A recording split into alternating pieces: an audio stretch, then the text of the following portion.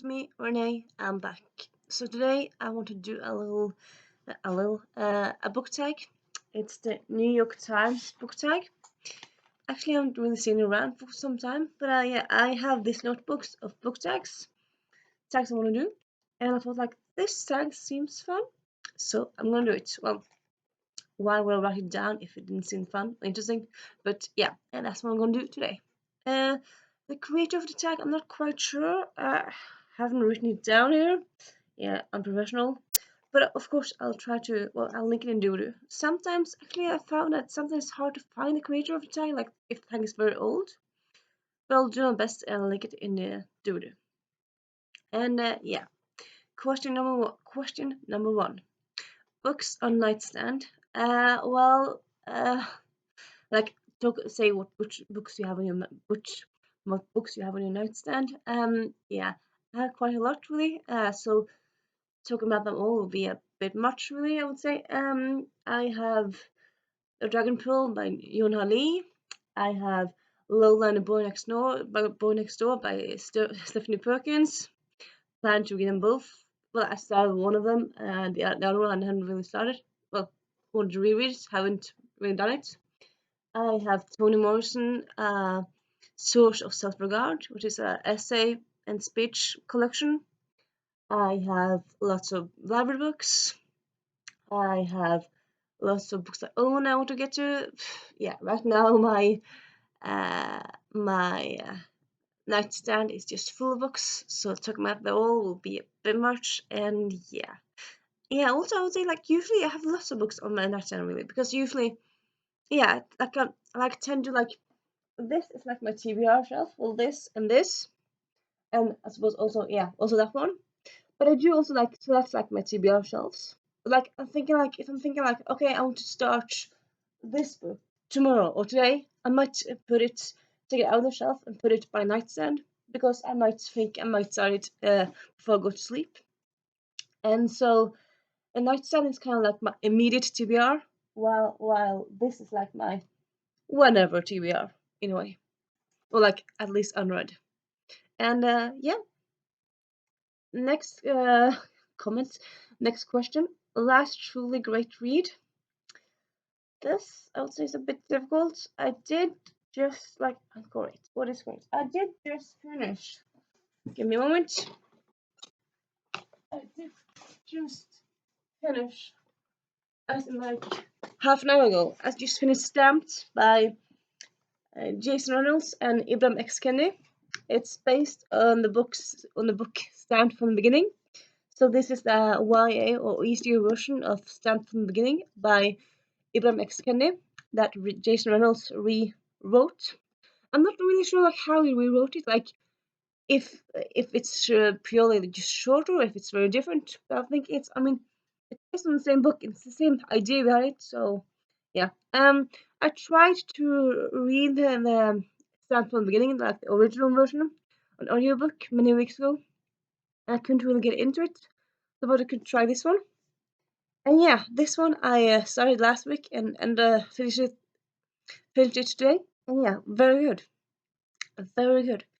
It gives you insight into a lot of stuff that you know. I suppose for me, it's hard to know like if a lot of the stuff that's mentioned in this book, if it's like unknown to everyone or it's just like unknown to me as Norwegian, because like I don't really, at least for myself, haven't really learned that much about American history because I'm not American. So like, so the things that I do know about American history is like just by self-teaching. So like from watching movies, from watching booktubers, watching YouTubers, like stuff like I find on my own on my free time. But like in school, we don't really learn that much. We didn't learn that much. We learned about the Jim Crow like slightly a bit. We learned about slavery, like just like the main, like very shallowy, very on the surface level, but we didn't really get that many names and stuff. So yeah, this was a very good book. It gave me insights to new stuff I didn't really know, and like for example the fact that Tarzan, Tarzan, and the Planet of the Apes have been like used in the fights against black people, and it's just like so interesting to like how much media have been used like in this communication in this dialogue, in this fight against races and with racism, and yeah, it's just so interesting. Really, I find it very interesting. And yeah, so yeah, I did really enjoy it. So truly, I mean, the question is, last truly great read. I wouldn't say it was a bad read. Yeah, I'm just gonna say this one truly great read because it opened my eyes to some stuff, and it was written very good. And yeah, I'm gonna call it truly great. Let's just say it that one. For some reason, I'm thinking there's another book I should talk about, but as I can't think about it at the moment, I'm going with this one. And then we have if you could meet an author, dead or alive, who would it be, and what would you ask them? I always find it so difficult, like to know, like because often you have like questions like this, like in bookshelves and stuff, like bookshelves and stuff, like what would you ask your favorite for your favorite author, or like would you ask your favorite celebrity? Like I don't really know. Like I just kind of end up just like saying like, how you be so awesome? I mean, finding anything really good. I mean, I feel like asking authors like where your inspiration comes from. You probably read that in many interviews. Like, I don't really want to ask them something that they already have like given interviews and answers to a lot of times. So, yeah, I suppose just like be, how you so awesome? And then the next question I suppose would be like, which who it would be. I have a lot of favorite authors. Maybe Agatha Christie because I think it would be nice to meet her. I really, yeah, I really love her books. I love them. And yeah, how you're so amazing. I would ask you that. Yeah, let's move on. Next question is a book. It says here books, probably book or books. People will be surprised to see on your shelves. Honestly, I don't really think there are any really that you would be surprised because like if you pay attention, well, if you pay attention, if you look on the shelf, you see there's fantasy, well, steampunk, there's fantasy, there's contemporary, it's a bit of everything. But I don't really think like any of the books that have like doesn't really. I think they all fit into one of the categories really. I do think that one book that you might be surprised is this one, a Tolkien quiz. Because I haven't really talked about this, but yeah, I never actually finished Lord of the Rings. I started the book, I think 2 or 3 times, never finished it. I was just couldn't really be bothered with it. I just yeah, and then I actually read The Hobbit last year, and I thought it was fine. I like the movies much more. Yes, controversial, but yeah, that's my opinion really. So yeah, me having this Tolkien quiz is a bit weird really. The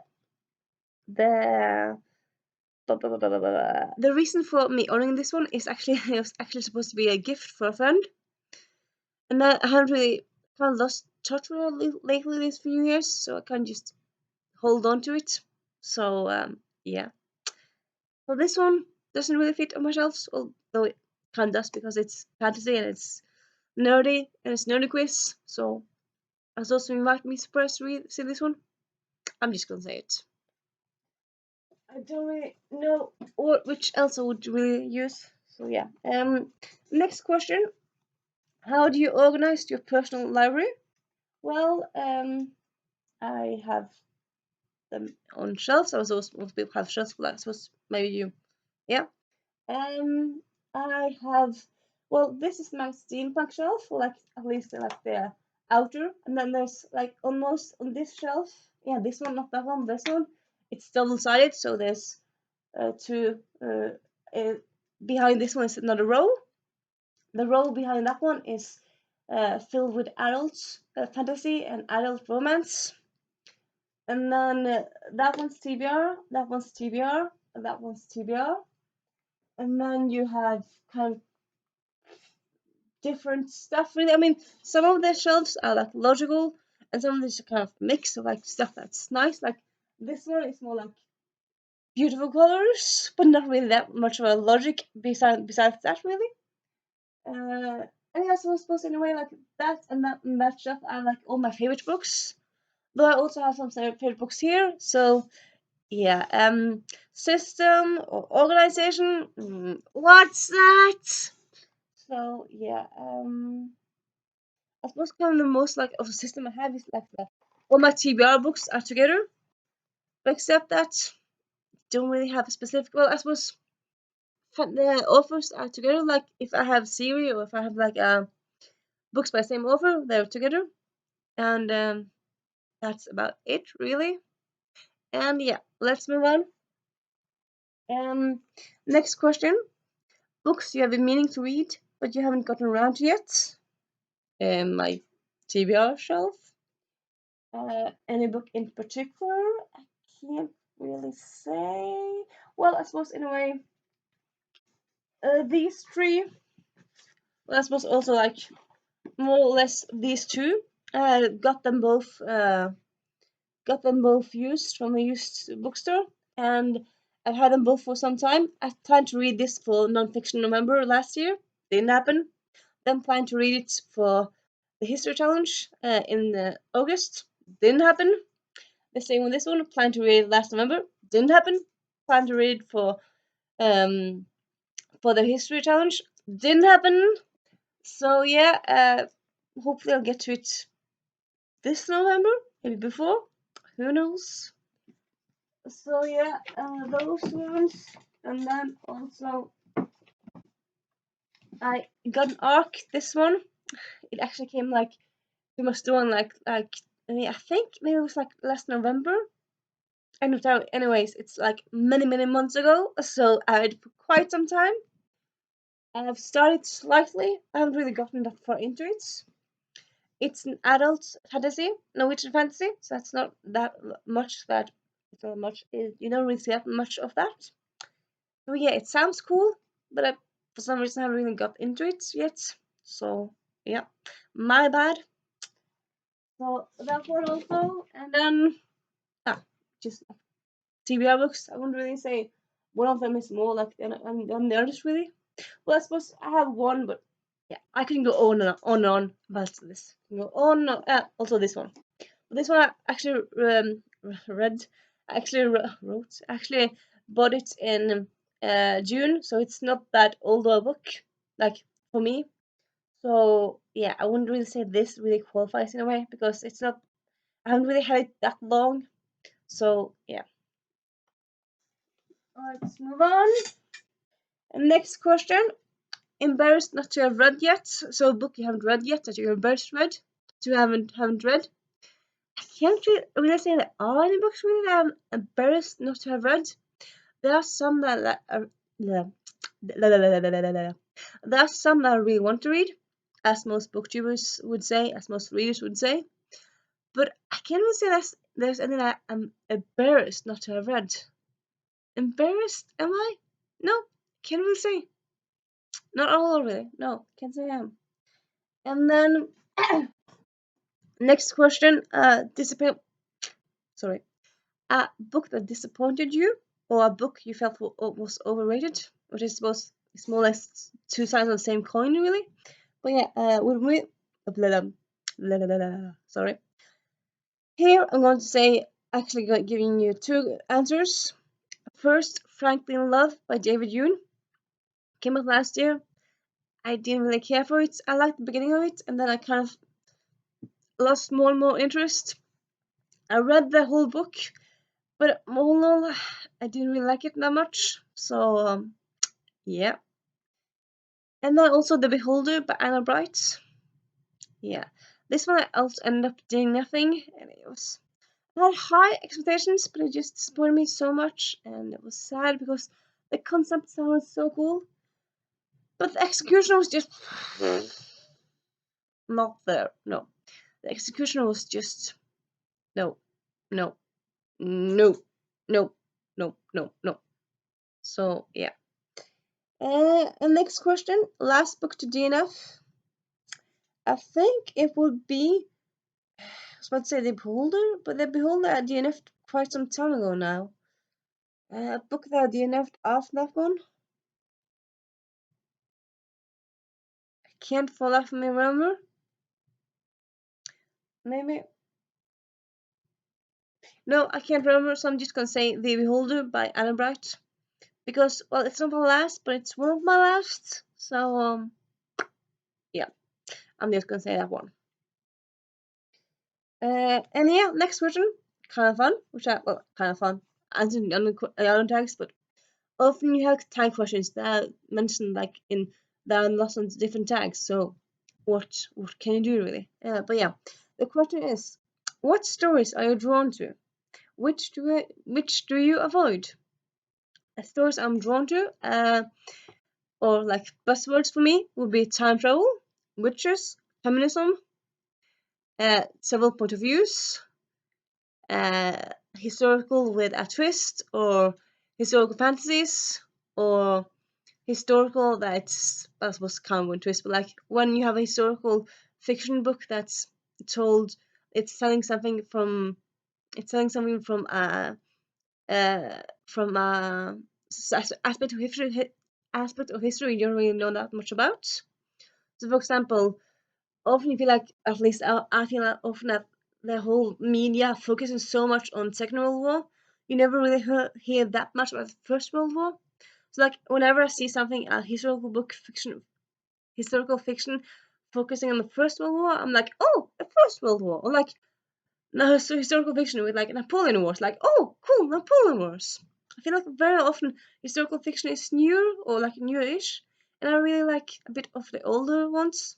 And yeah, but like the sides of history, don't really hear that much about in a way.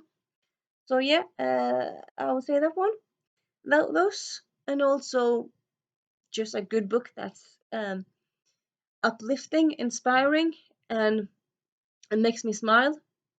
I suppose for me to like a book, it has to have humor. It can also make me cry of like sadness, but if a book is simply just funny and relatable, it's fine as well. I don't really need to cry, like ugly cry, in a bad way. But if a book has that as well, it's fun, but it doesn't need it for me to like it, for me to enjoy it. And I suppose that's more or less it. Which books do I avoid? Horror, books that are insanely scary, books that are very depressing, like for example, books where there's lots of rape, there's lots of violence, there's lots of torture. If it gets too much of those stuff, I don't like it. No, no. I suppose that's maybe slightly why I don't really like high fantasy that much, because often I find high fantasy are often like this big wars, there's torture, there's kidnapping, and all this dreary, sad stuff. Of course, yeah, you need conflict in a book, and you can't really have all that just like joy and beautiful and happy go lucky. I mean, you need conflict and you stuff to like crash and happen, but you don't. I really don't really feel like that. You need rapists happening all or rape happening all the time. You don't really need kidnapping or torturing or um, just like violence on a high level, on a yeah, very much of it. I mean, some fine because conflict, but too much of it. Sometimes I feel like often it gets kind of just gets too much, and yeah, yeah, I don't like it. Don't like it. So yeah, that answers that. And then the next question is, I'm not quite sure if this person that wrote the tag uh, is from the UK or something, because the way I wrote it makes it sound like it's uh, UK based, but I might be wrong, because I mean the tag is called the New York Times book tag. So you would think that the person who made it was American. I'm not sure, but like anyway, yeah. So intro. Oh yeah. Next question is, what book would you make the Prime Minister read? So like I'm assuming that if it's written by if the tag was made by um American, they say like, what book would you make the president read? And I suppose, yeah, as a Norwegian, I mean, why would I make the president read something? Because no, we don't have a president. We don't have it. We have a prime minister. We have a king. So yeah, so I'm gonna say prime minister. And this one is actually just like the reason I kind of wanted to do this tag, because yeah. So story time. So as we all know, a few months now, stuff is really going down in the States, also other places in the world. But like a lot of stuff has been happening in States. There's been a lot of killings of black people. There's been a lot of shootings. There's been a lot of drama. There's been a lot of just awfulness and just it's just I was about to say unbelievable.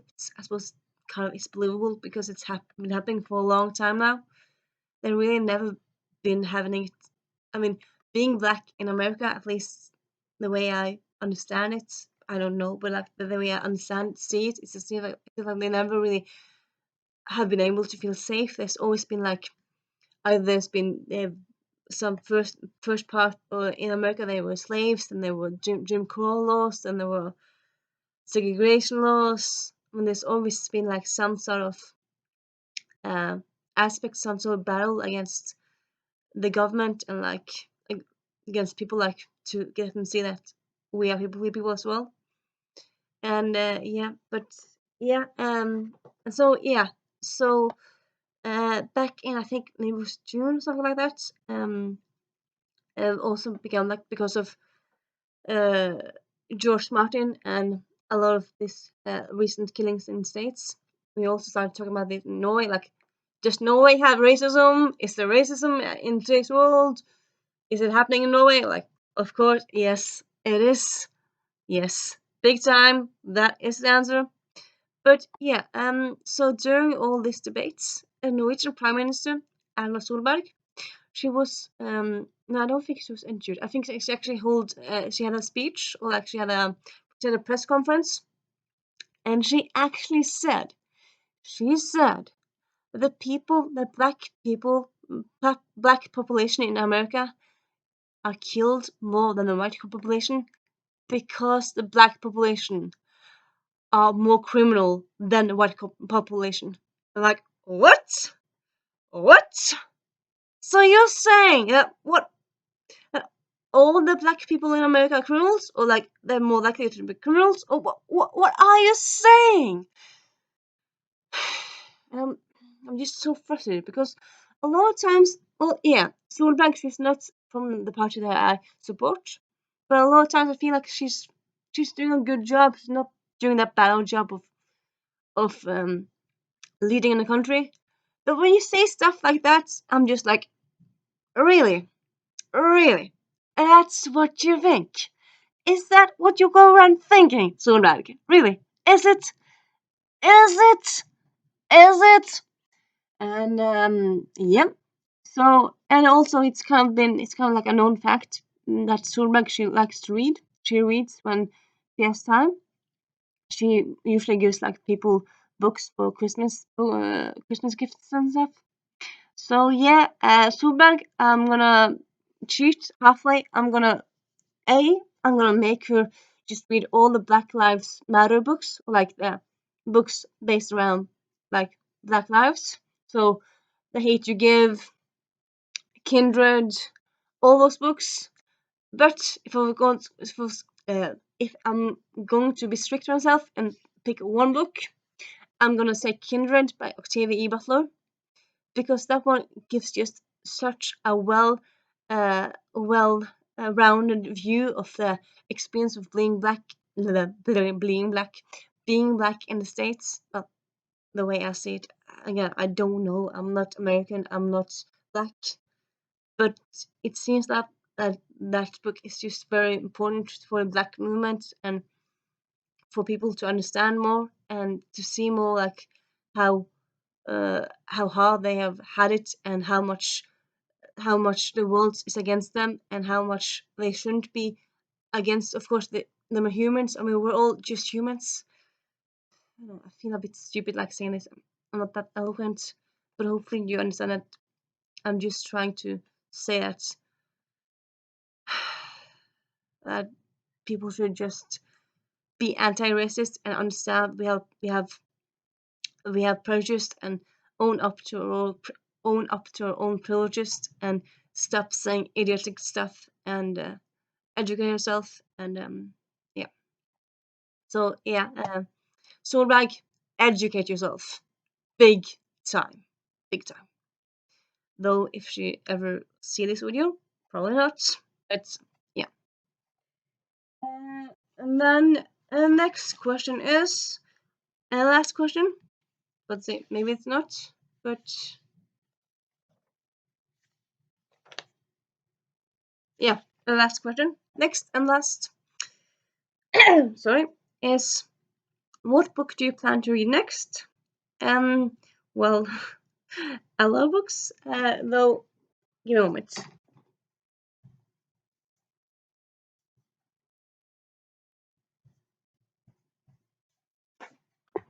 I plan to start this one today. We'll Save the Galaxy for Food by Yevsek Krosnow. It's a library book, and I've already renewed it once, so I can be like, okay, I should focus on this one. And also, these books are all library books, so I kind of want to kind of get to them soon, or like soon, meaning this week.